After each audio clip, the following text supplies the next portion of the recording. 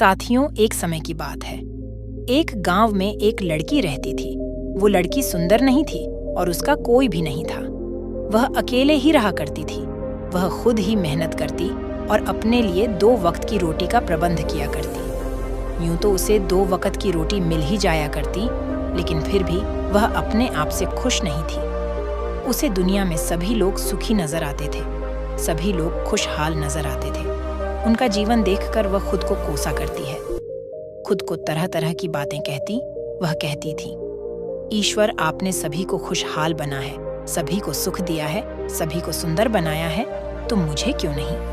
आखिर मैंने किया क्या था? आखिर मेरी गलती क्या थी?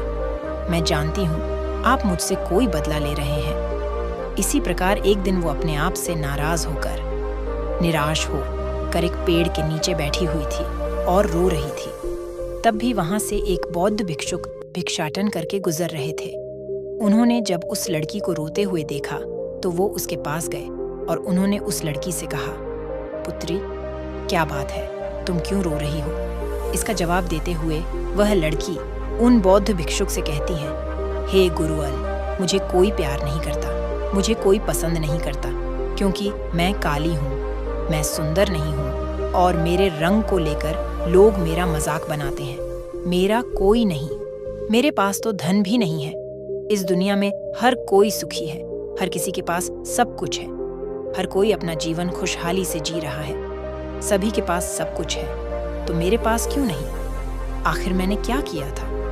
आखिर इसमें मेरा क्या कसूर है? क्या मुझे सुखी होने का हक नहीं? क्या मुझे अपना जीवन खुशहाली से जीने का हक नहीं?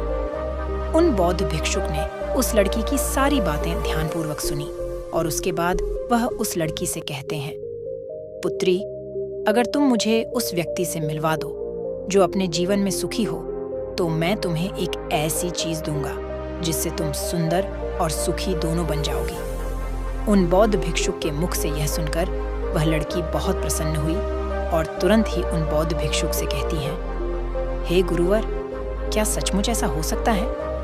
इस पर वो बौद्ध भिक्षुक उस लड़की से कहते हैं, हाँ, ये अवश्य ही हो सकता है। तभी वह लड़की उन बौद्ध भिक्षुक से कहती है, यदि ये सचमुच संभव है तो मैं एक ऐसे आदमी को जानती हूँ जो बहुत सुखी है, मैं उसे अभी लेकर आती हूँ, आप मेरा यहीं पर इंतजार करना। इस पर वो बौद्ध भिक्षुक उस लड़की से कहते हैं, हाँ पुत्री, जब तक तुम वापस नहीं लौटती मैं तुम्हारा यहीं पर इंतजार करूंगा। इतना कहकर वो लड़की वहां से भागी भागी अपने मालिक के पास पहुंची, जो कि एक किसान था। उसने किसान से कहा, मालिक, आप मेरे साथ चलिए, मुझे एक बौद्ध भिक्षुक मिले हैं जिन्हें मैं आपसे मिलवाना चाहती हूँ। उन्होंने कहा है कि अगर मैं एक सुखी व्यक्ति को उनके पास ले जाऊंगी तो वह मुझे सुंदर और सुखी दोनों बना देंगे। उस लड़की की आवाज सुनकर वो किसान दुखी होकर उस लड़की से कहता है, मैं तुम्हें कहाँ से सुखी लगता हूँ? इस पर वह लड़की उस किसान से कहती है, मालिक, आपके पास तो सब कुछ है, आपके पास तो घर है, अच्छा खाने के लिए है, रहने के लिए अच्छा मकान है, आपका अपना परिवार है, और तो और आपके पास धन भी है, तो आप दुखी कैसे हो सकते हो? इस पर वह किसान जवाब देते हुए कहता है, अरे मूर्ख, मेरी फसल अच्छी नहीं हो रही, इसलिए उसके दाम भी अच्छे नहीं मिल रहे हैं और राजा को लगान भी देनी है। मेरे पास तो अब इतने पैसे भी नहीं हैं कि मैं फिर से अच्छे किस्म के बीज खरीद सकूं, और इस बार बरसात में मेरी सारी की सारी फसल भी खराब हो गई थी। अब तो मेरे हालात और अधिक खराब हो चुके हैं और ऐसे हालातों में मैं सुखी कैसे रह सकता हूँ? जाओ किसी और को ढूंढ लो जो सचमुच सुखी हो। इस पर वो लड़की अपने मालिक से कहती है, मालिक, तो आप ही बताइए, आपके हिसाब से कौन सबसे ज्यादा सुखी है जिसे मैं अपने साथ ले जा सकूं? इस पर वो किसान कुछ देर सोच विचार कर उस लड़की से कहता है, मुझे लगता है कि व्यापारी बहुत सुखी है, उन्हें ना तो फसल उगाने की चिंता है और ना ही फसलों की देख रेख करने की। उन्हें तो बस फसल खरीदनी होती है और वो उसे कहीं से भी खरीद सकते हैं, और तो और वे अन्य चीजों का भी व्यापार करते हैं जिनका मौसम से कोई लेना देना नहीं होता, और वे लोग हमसे कहीं ज्यादा अधिक धन भी कमाते हैं। लोग उनका आदर सम्मान भी करते हैं। मुझे तो लगता है कि वही सबसे सुखी है, तुम उन्हीं के पास जाओ। वो लड़की अपने मालिक की बात सुनकर वहां से भागी भागी एक व्यापारी के पास जा पहुंची और उस व्यापारी से कहती है, मालिक आप मेरे साथ चलिए, मुझे एक बौद्ध भिक्षुक मिले हैं जिन्हें मैं आपसे मिलवाना चाहती हूँ। उन्होंने कहा है कि किसी ऐसे सुखी व्यक्ति को ले आओ जो सचमुच सुखी हो और उसके बाद वो मुझे एक ऐसी चीज देंगे जिससे मैं सुंदर और सुखी दोनों हो जाऊंगी। उस लड़के की ये बात सुनकर वो व्यापारी दुख भरी शब्दों में उस लड़की से कहता है, अरे हमारे जीवन में कहाँ सुख है, चारों ओर से तो हमें दुख ने ही घेर रखा है। चोर, लुटेरे, डकैत, हमें सबका ध्यान रखना पड़ता है। व्यापार में अभी बहुत घाटा भी चल रहा है और तो और राजा हमसे अतिरिक्त कर भी वसूल रहे हैं, जिससे अब व्यापार करने में बहुत दिक्कत भी आने लगी है। हमें सुरक्षा भी नहीं मिल पा रही। जीवन पर हमेशा कोई ना कोई संकट मंडराता ही रहता है। मुझे तो ऐसा लगता है कि मुझसे दुखी इस दुनिया में और कोई नहीं। इस पर वो लड़की उस व्यापारी से कहती है, परंतु मालिक आपके पास तो इतना धन है, आपके पास इतनी जमीन जायदाद है, आपके पास इतना अन्न है, रहने के लिए इतना बड़ा मकान और खाने पीने के लिए हर प्रकार की सुविधाएं हैं। इसके बाद भी आप दुखी हैं। ये बहुत अजीब सी बात है। मुझे तो लगता था कि आप बहुत सुखी होंगे। खैर कोई बात नहीं, कृपया करके मुझे कोई ऐसा व्यक्ति बताइए जो आपके हिसाब से बहुत सुखी हो, जिसे मैं उन बौद्ध भिक्षुक के पास ले जा सकूं। इस पर वो व्यापारी कुछ देर सोच विचार कर उस लड़की से कहता है, मुझे लगता है कि राज्य के अधिकारी बहुत सुखी है। वो सीधा राजा से संबंध रखते हैं, उनके पास अधिकार है और वह धनवान भी है। वह चोर, लुटेरे और डकैतों से भी नहीं डरते और वही लोग हमसे धन भी वसूलते हैं और हमें उनके सामने उनके आदर में झुकना ही पड़ता है और सभी लोग उनका बहुत मान सम्मान भी करते हैं। मुझे नहीं लगता कि उनके जीवन में कोई भी दुख होगा और मुझे लगता है कि वही सबसे सुखी है। काश मैं भी राजा का एक अधिकारी होता तो मैं भी अपना जीवन आराम से बिता रहा होता। इस पर वो लड़की उस व्यापारी से कहती है, मालिक क्या आप किसी अधिकारी को जानते हैं? क्या आप मुझे उनसे मिलवा सकते हैं? मैं उन्हें अपने साथ ले जाऊंगी। अगर वह सबसे सुखी हुए तो इसके बाद मुझे वह बौद्ध भिक्षुक ऐसी चीज देंगे जिससे मैं भी सुंदर और सुखी हो जाऊंगी। बताइए ना, आप मुझे किसी अधिकारी से मिलवा सकते हैं, मैं आपकी बहुत आभारी रहूंगी। व्यापारी को उस लड़की पर दया आ गई। उसने उस लड़की को एक अधिकारी से मिलवा ही दिया। लड़की ने अधिकारी से मिलने के बाद उस अधिकारी से कहा, मालिक आप मेरे साथ चलिए, मुझे एक बौद्ध भिक्षुक मिले हैं जिन्हें मैं आपसे मिलवाना चाहती हूँ। उन्होंने मुझसे कहा है कि अगर मैं एक सुखी व्यक्ति को उनसे मिलवा दूंगी तो वो मुझे एक ऐसी चीज देंगे जिससे मैं सुंदर और सुखी दोनों हो जाऊंगी। इस पर वह अधिकारी उस लड़की से कहता है, तुम्हें किसने कह दिया कि मैं सुखी हूँ? अरे मेरे जैसा दुखी व्यक्ति तो इस दुनिया में और कोई नहीं होगा।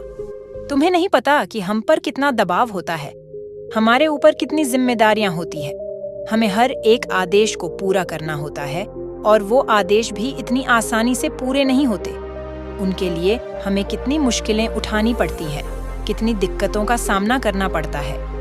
राजा कुछ भी आदेश पारित कर देते हैं और उसे हमें लागू करना पड़ता है। जनता का गुस्सा और तरह तरह की मुश्किलें, सभी परिणाम हमें ही झेलने पड़ते हैं और तुम्हें लगता है कि मैं सुखी हूँ?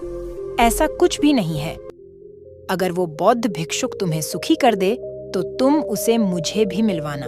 मैं भी तो सुखी होना चाहता हूँ, मुझे भी अपना जीवन खुशहाली से बिताना है। भला अधिकारी बनकर मुझे क्या मिला?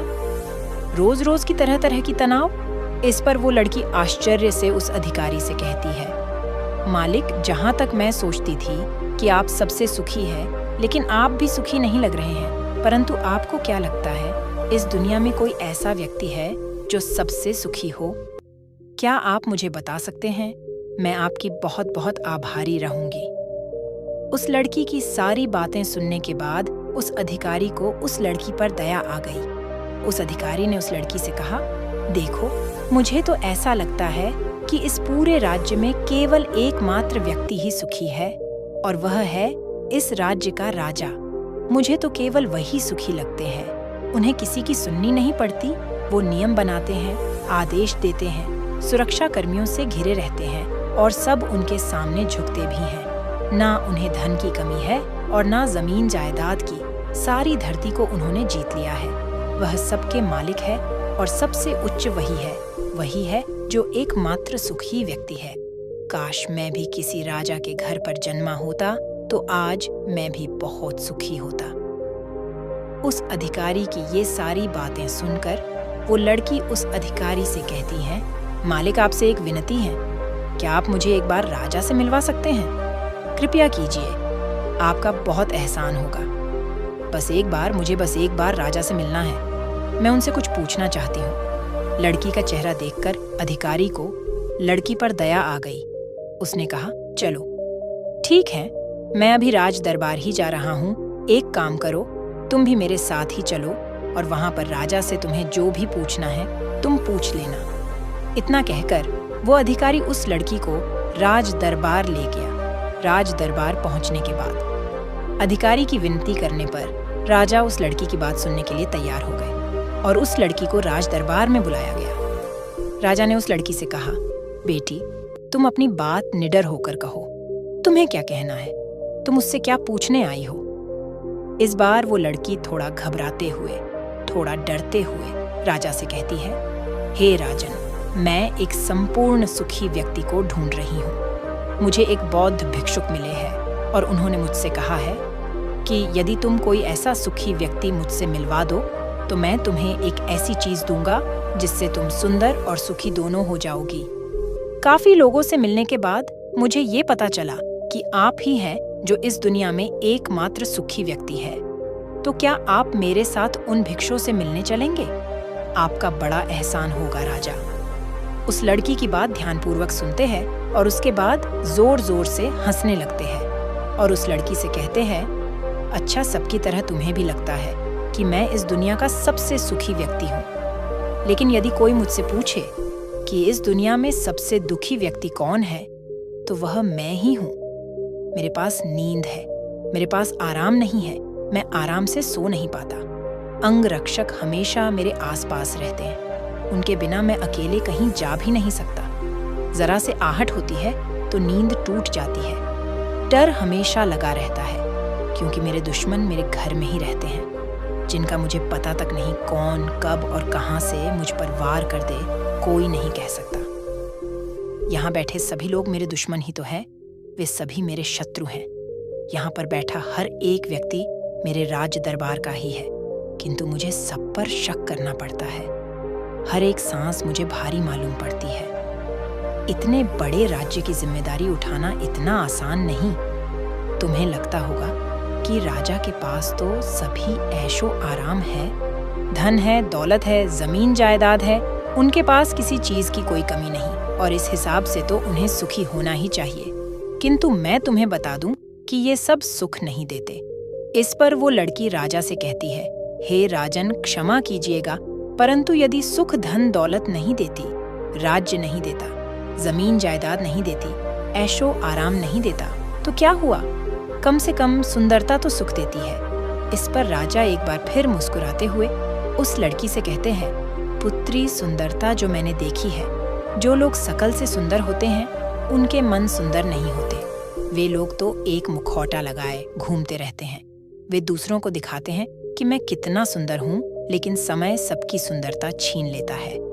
एकमात्र सुंदरता मन में ही रहती है और जिसका मन सुंदर है वह हमेशा ही सुंदर रहता है। इस पर वो लड़की राजा से कहती है, हे महाराज, तो आप ही बताइए कि आपके हिसाब से इस दुनिया में सबसे सुंदर और सुखी कौन है?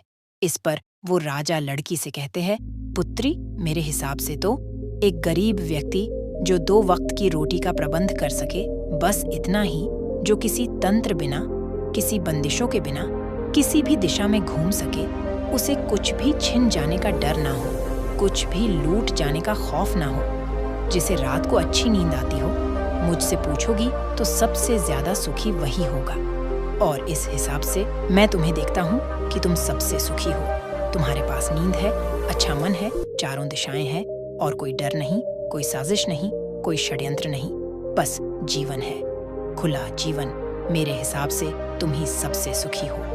राजा की यह सारी बातें सुनकर एक पल के लिए वह लड़की सोच में पड़ गई और तभी उसे इस बात का एहसास भी हो गया कि वाकई में वो एकमात्र सुखी है, वही सुंदर है। और अब वो जो थी, जैसे भी थी, उसे खुद के होने पर गर्व होने लगा। वो पूरे दिन यहाँ वहाँ भटकते हुए आखिरकार थक हार कर लेकिन संपूर्ण सुख लिए वह चेहरे पर मुस्कान ली।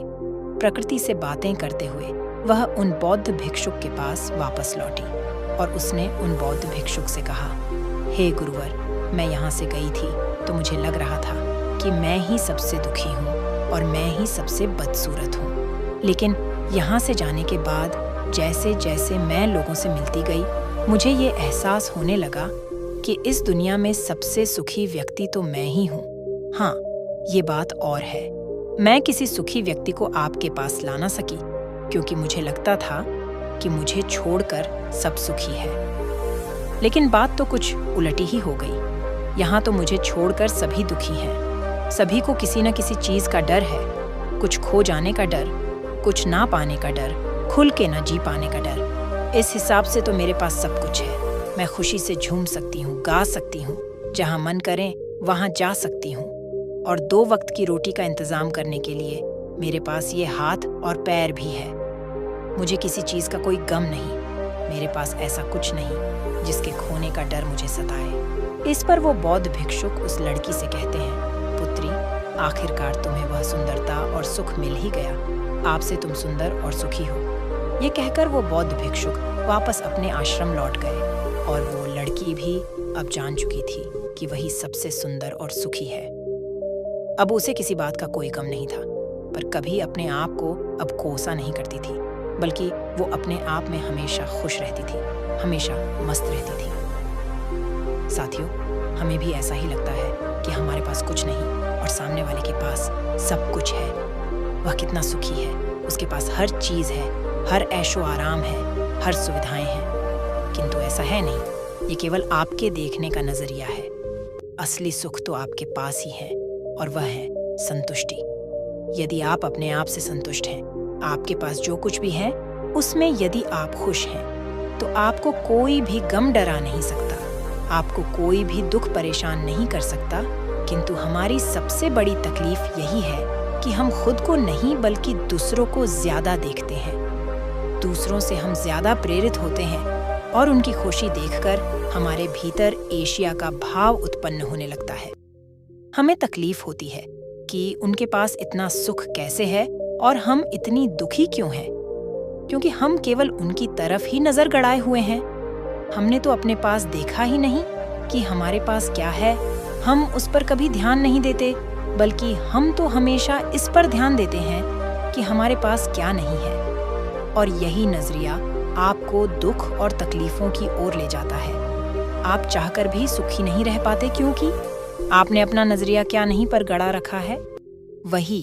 पर यदि आप इस तरह से सोचे कि मेरे पास बहुत कुछ है, रहने के लिए अच्छा घर है, खाने के लिए अच्छा खाना है, पहनने के लिए अच्छे कपड़े हैं, कम से कम 2 वक्त की रोटी का आपके लिए इंतजाम भी हो जाता है। लेकिन बहुतों के पास तो ये भी नहीं होता। तो क्या आप सुखी नहीं हैं? क्या आपके पास वो सब नहीं है जो उनके पास नहीं? जरा एक पल के लिए सोचकर देखिएगा। अब आप में से कितने लोग ये कहेंगे कि ये सब तो खाली बेकार की बातें हैं, ऐसा कहने से कुछ नहीं होता। लेकिन मेरी बात का विश्वास कीजिए, बस एक बार के लिए आप 24 घंटे के लिए ये प्रण कीजिए कि आप केवल सकारात्मक सोचेंगे और अपने जीवन में हो रहे सकारात्मक विचारों पर ध्यान देंगे, सकारात्मक घटनाओं पर ध्यान देंगे। आप देखेंगे कि वह दिन आपका बहुत अच्छा बीतेगा और उस दिन आप बहुत अच्छा महसूस करेंगे। आप जिस कार्य में हाथ डालेंगे वह कार्य अब पूरा भी कर सकेंगे। आप उस दिन जैसा चाहेंगे वैसा कर पाएंगे। क्या आप अपने आप को चुनौती देने के लिए तैयार हैं? क्या आप 24 घंटे केवल अच्छा सोचने के लिए तैयार हैं? अगर हाँ, तो आप मुझे कमेंट में ज़रूर बताइएगा। इससे ये भी पता चल जाएगा कि कितने लोग चाहते हैं कि उनका जीवन सचमुच बदले और कितने लोग नहीं। तो साथियों, ये वीडियो आपको कैसी लगी? मैं उम्मीद करती हूँ इस वीडियो से आपको बहुत कुछ सीखने को मिला होगा। अपनी राय कमेंट बॉक्स में दें। फिर मिलते हैं अगले वीडियो में।